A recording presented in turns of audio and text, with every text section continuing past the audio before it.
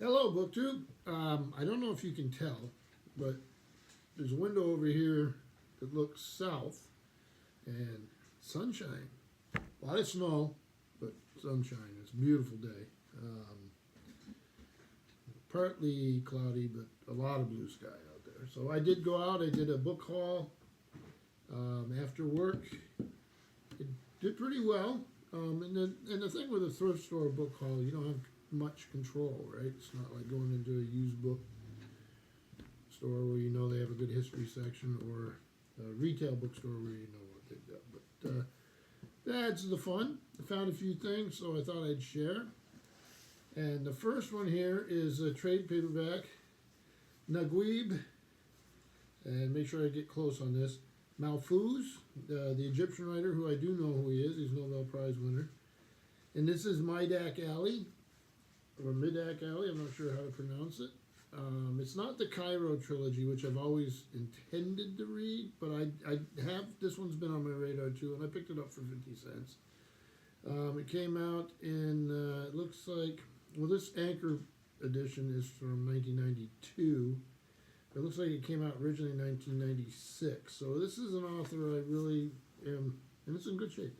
I'm really wanted to read for quite a while, so I was happy to find that. And then the next one I found here, I think I've read about this. This is one of those Cambridge Kanto volumes, A Mathematician's Apology, with a foreword by C.P. Snow, and the author is G.H. Hardy. Lovely cover on this.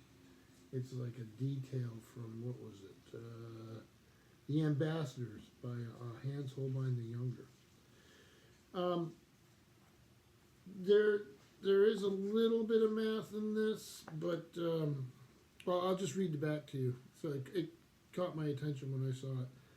G.H. Hardy was one of this century's, so I'm assuming they mean the 20th century's, finest mathematical thinkers, renowned amongst his contemporary as a real mathematician, the purest of the pure.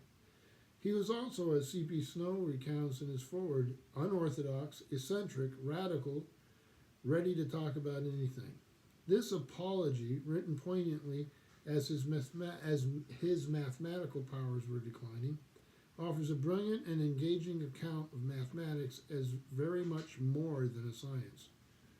When it was first published, Graham Greene hailed it alongside Henry James' notebooks as the best account of what it was like to be a creative artist. C.P. Snow's foreword gives sympathetic and witty insights into Hardy's life, with its rich store of anecdotes concerning his collaboration with the brilliant Indian mathematician Ramanujan, his aphorisms and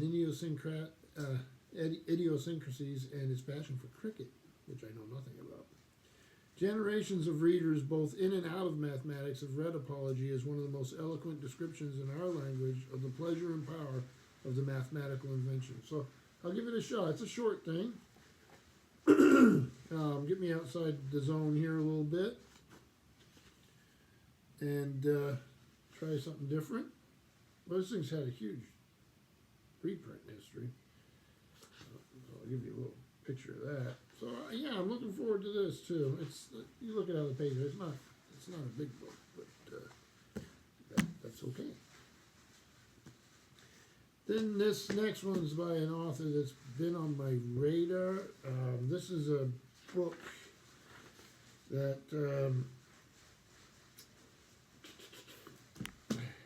I think she did it. This is Penelope Lively, Heatwave. I have never read any of her novels, but I do believe that in the last few years she did a gardening book that I did read. I hope I'm right about that. For some reason it sticks in my head that I did. So this is HarperCollins Publishers, 1996. And it was also came out in Great Britain, obviously. Viking Penguin the same year. Penelope Lively is in many ways a quintessential English novelist, subtle, ironic, lightly humorous, and slightly melancholy, with a polished style and an awesome control. And that was from the San Francisco Chronicle. So it's Pauline is spending the summer editing a novel about about it. Wisconsin World's End, a gray stone cottage set in the hillside in a lushly described English countryside. The original three dwellings are now two, the rustic exterior belying the quietly humming machinery within. Computers, phones, faxes, microwaves, freezers, televisions, and VCRs. The larger part of the cottage is occupied by Pauline's daughter, Teresa, and her baby, and from time to time by Teresa's husband, Maurice, who is writing his own book about the myth of the British countryside. So I'm all on board for this. If anybody's read not only Penelope Lively, but in particular this volume or anything, just, leave a comment. Author on my radar. I'm glad to find that for a buck. So the hardcovers are $1, paperback for 50 cents. This next one's a little different. This is EMI Classics, The Barber of Seville by Rossini, obviously. This has the complete opera on 2 CDs, the complete libretto with annotations, and a critical historical commentary, and it's a Black Dog opera library book. So they look, it has a little bit of a ding here somewhere, a little bit right there. I don't know if you can see it. And if you open it up, it's a hardback. If you open it up in the front, there's a CD, and in the back, there's another CD, if I can get it out. And it's in there forever. I like these sort of things, a little bit of history. And then you get the libretto right here, and that is in Italian and in English. And then, of course, it has the timing on the disc, so you can find out where you're at. So, for a buck, these are fun. I have more than one recording on LP and on CD, but this is nice to add.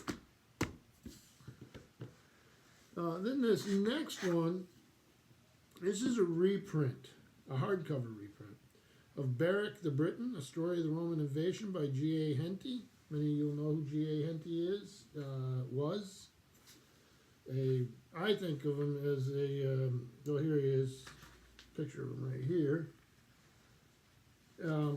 I think of it as boys' adventure stories. This is illustrated by W. Parkinson, which is pretty cool. It's Preston Speed Publications out of Pennsylvania did the reprint. This originally published in 1892 by Blackie and Son in London.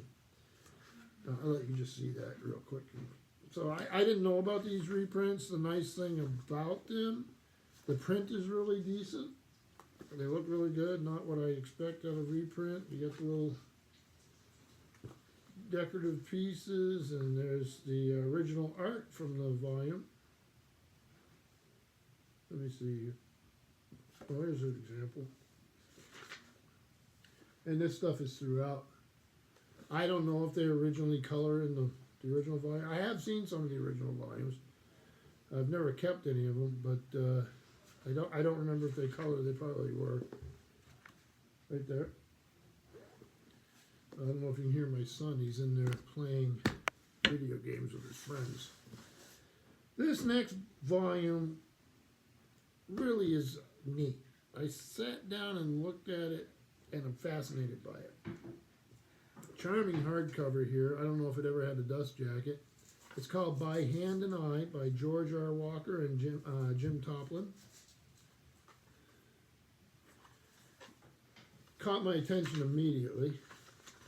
Lost Art Press, Fort Mitchell. And out of the way there.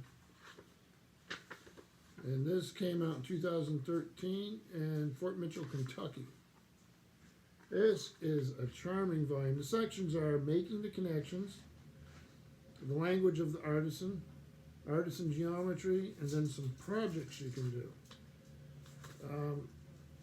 So I'll give you some ideas here. Tools, this sort of thing. So there's some pictures from ancient times up here. Let me see. It's all about design, shapes, forms, as connected to like understanding proportions, and how to turn that into artisanal work, right?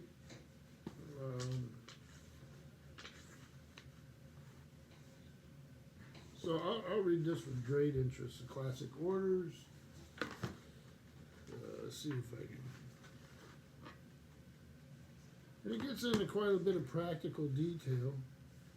So you see what this guy's doing here. An old style way of doing it. And then in the back they have projects. Simple to complex. So here's a step stool. Using the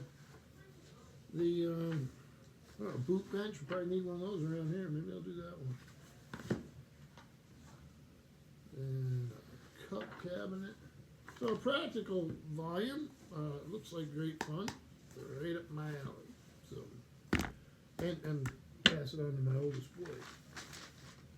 Then I stopped by Books A Million, which is a retail bookstore. I'll show you what their bag looks like. BAM, they're called, Books A Million.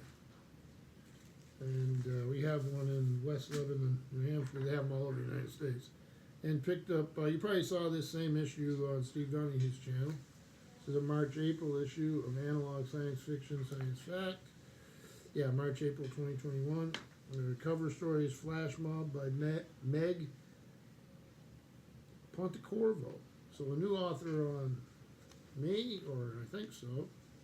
I look forward to. That's what I love.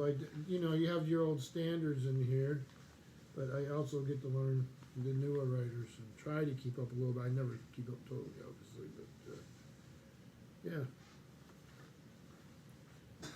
So these digest-sized science fiction magazines I love. Not the only one on that. And then I got some of my comic books, and that's from Newberry Comics. The same comic chain that you'll see Steve Donahue uses. So I got number 5 of Dynamite, and I've been reading this little run. It's a Red Sonja type of thing. There you go. I got 2 different covers. I do that sometimes if I like the art on both. I like the art on the regular color. This is King Black run on Savage Avengers. I see Conan and Deadpool on the cover there. And so this is the regular cover. So here, you give you an idea of the artwork. And but then we got a variant cover. A little intense there, huh? Look at that. And but it's the same comic.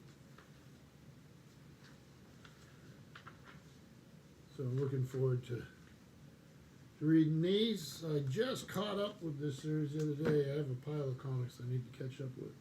And then what I've really been enjoying, this is number 3 of 4.